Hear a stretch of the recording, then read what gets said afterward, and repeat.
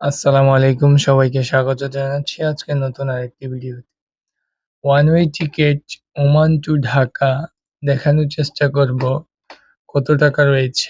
So আজকে আমি এখানে সার্চ করে রেখেছি ৯ ঘন্টা ৪৫ মিনিট এয়ার আরবিয়া একটি টিকেট রয়েছে ১২,৩৬৯ টাকা।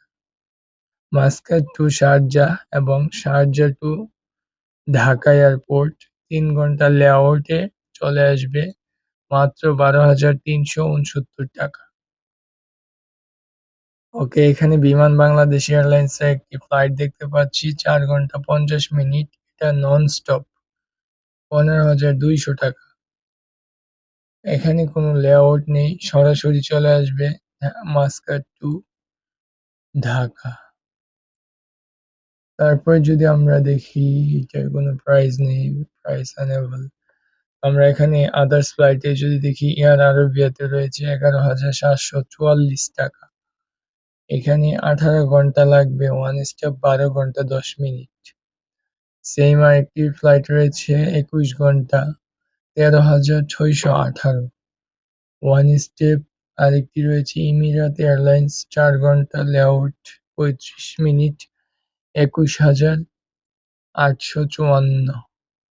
এখানে ওমান এয়ারে রয়েছে ১৪ ঘন্টা ৪৫ মিনিট ৮ ঘন্টা ২৫ মিনিট লেআউট ২২,৮৩১। সো এখান থেকে আস্তে, আস্তে যত যাবেন একটু প্রাইস গুলো বাড়তে থাকবে।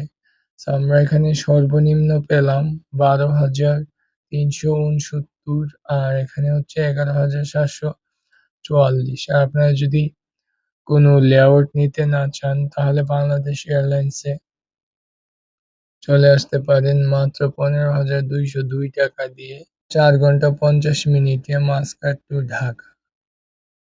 সো এখান থেকে সবগুলা ডিটেইলস দেখে নিতে পারবেন। দেখে শুনে আপনারা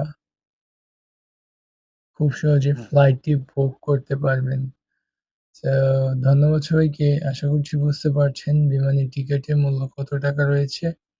ভালো থাকুন, সুস্থ থাকুন। আল্লাহ হাফেজ।